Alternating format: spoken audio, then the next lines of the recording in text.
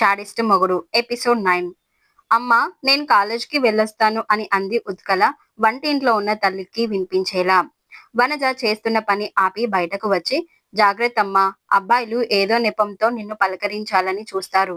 ఎవరితోనూ మాట్లాడకు. కాలేజ్లో అనవసరంగా నవ్వకూడదు, గట్టిగా మాట్లాడకూడదు, బుద్ధిగా చదువుకో అని చెప్పింది. ఇవన్నీ తల్లి రోజు చెప్పే జాగ్రత్తలే. దాంతో ఉత్కల విసుగ్గా అంది. అబ్బబ్బా, ఎన్నిసార్లు చెప్తావే, నాకు తెలుసులే అని అంది. ఆమె గేటు దాటి బయటికి వెళ్ళాక వనజ లోపలికి వచ్చింది. ఇంతలో ఫోన్ మోగింది. ఆమె డైనింగ్ టేబుల్ మీద ఉన్న సెల్ ఫోన్ అందుకుని డిస్ప్లేలో నెంబర్ చూసింది. అందులో శకుంతల అని ఉంది. వెంటనే ఫోన్ కాల్ ని రిసీవ్ చేసుకుంది. నేను శకుంతలని, వనజ గారు బాగున్నారా అని అడిగింది శకుంతల. నేను బాగున్నానండి, మీరెలా ఉన్నారు అని అడిగింది వనజ. బాగున్నాం. మీ బావగారి అమ్మాయి పెళ్లి బాగా జరిగిందా అని అడిగింది శకుంతల. చాలా బాగా జరిగింది అంటూ పెళ్లి విశేషాలు చెప్పింది. మా బావగారు అదృష్టవంతులండి. ఆడపిల్లలు ఇద్దరికి చాలా మంచి సంబంధాలు చేశారు. మనం చేద్దామంటే అవుతాయా అండి? వాళ్ళ యోగాన్ని బట్టి అవుతాయి అని అంది శకుంతల. నిజమేలేండి. అవును, మీరు ఫోన్ చేయమన్నారు అని సత్య చెప్పింది. ఏమైనా పని ఉందా అని అడిగింది శకుంతల. అవును, నీకో విషయం చెప్పాలి అని అంది. ఏమిటది అని అంది శకుంతల. వీరభద్రం గారి అమ్మాయికి ఒంట్లో బాగా లేదట అని అంది. అవునండి, నేను విన్నాను. టైఫాయిడ్ జ్వరమట కదా అని అంది శకుంతల. అంతా వట్టిదే. ఆ పిల్లకి అబార్షన్ చేయించారట అని అనింది వనజ. చా అంది అపనమ్మకంగా శకుంతల. మీకెవరు చెప్పారు అని అడిగింది. ఇలాంటి విషయాలు ఎంత గుట్టుగా ఉంచాలి అనుకున్నా ఎలాగోలా బయటపడిపోతూ ఉంటాయి అని అంది వనజ. మా పక్కనేగా వాళ్ళు ఉండేది. ఆ పిల్ల వేసే వేషాలు ఎవరికి తెలియవు.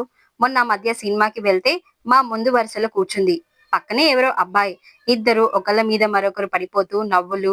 సినిమా చూడడం మానేసి వాళ్ళిద్దరిని చూసారంతా అని అంది వనజ.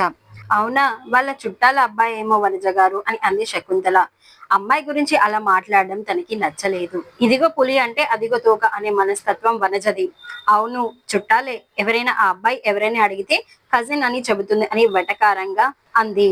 పోనిద్దురులేండి, పెళ్లి కావాల్సిన పిల్ల. మనకి తెలియని విషయాల గురించి మాట్లాడడం అనవసరం.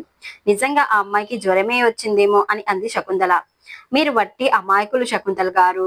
4 రోజుల కిందట ఆ అమ్మాయి ముస్తాబాయ్ కాలేజ్కి వెళ్తుంటే నేను చూశాను అంది వనజ. ఇంతలోనే జ్వరం ముంచుకొచ్చిందా? ఆయన ఏదో సామెత చెప్పినట్టు లోకం నోరు మూయించగలరా? వయసు వచ్చిన ఆడపిల్ల ఏం చేస్తుందో, ఎక్కడికి వెళ్తుందో తెలుసుకోవద్దు? మన పిల్లలకి మంచి చెడుల వివక్షని నేర్పించుకోవాల్సిన బాధ్యత మనది. మా ఉత్కలని నేను ఎంత క్రమశిక్షణతో పెంచుతున్నాను అని గర్వంగా అంది వనజ. దాంతో అవును అని అంది శకుంతల మనస్ఫూర్తిగా. ఇంకా అక్కడితో వాళ్ళ సంభాషణ ముగిసింది. బలరామ శాస్త్రి బ్యాగ్ లో నుంచి జయ ఫోటో, జాతకం రాసిన కాగితాన్ని తీసి అవధానికి అందించాడు. అవధాని జయ ఫోటోని పరిశీలనగా చూస్తూ ఆమె అందచందాలని మనసులోనే మెచ్చుకున్నాడు.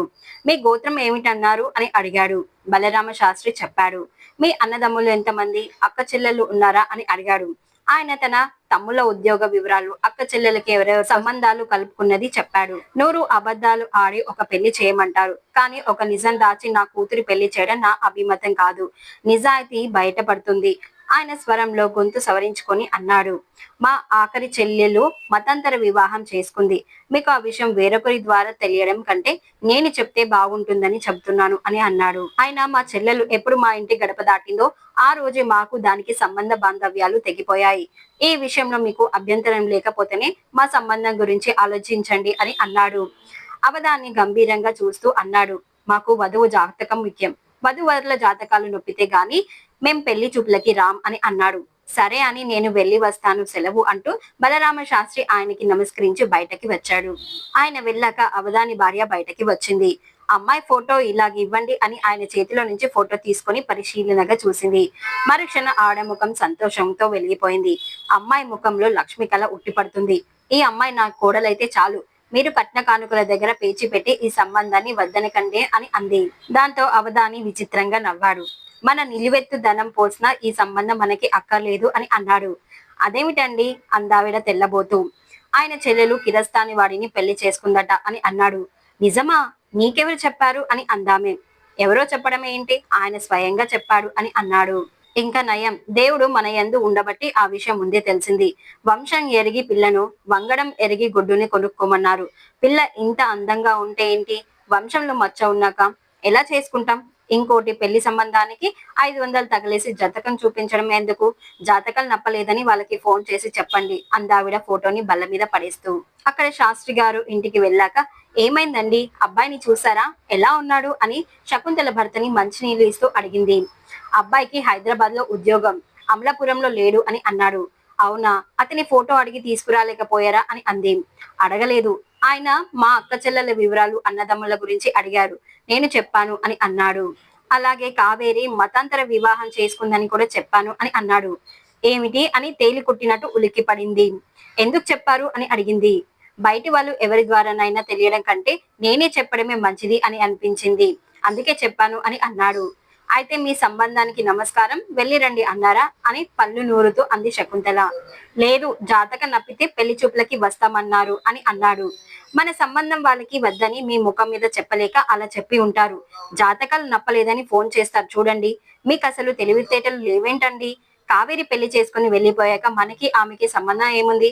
అసలు తను ఎక్కడ ఉందో కూడా తెలియదు.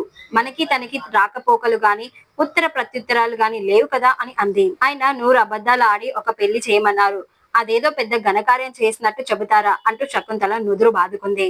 నిజం దాచడం మంచిది కాదు, బలరామ శాస్త్రి నిదానంగా అన్నాడు. వారం రోజుల తర్వాత అవధాని ఫోన్ లో చెప్పాడు, జయ జాతకం నప్పని కారణంగా తమ సంబంధాన్ని విరమించుకుంటున్నామని. ఆ విషయం తండ్రి తల్లితో చెప్పడం విని జయ నిశ్చింతగా ఊపిరి పీల్చుకుంది.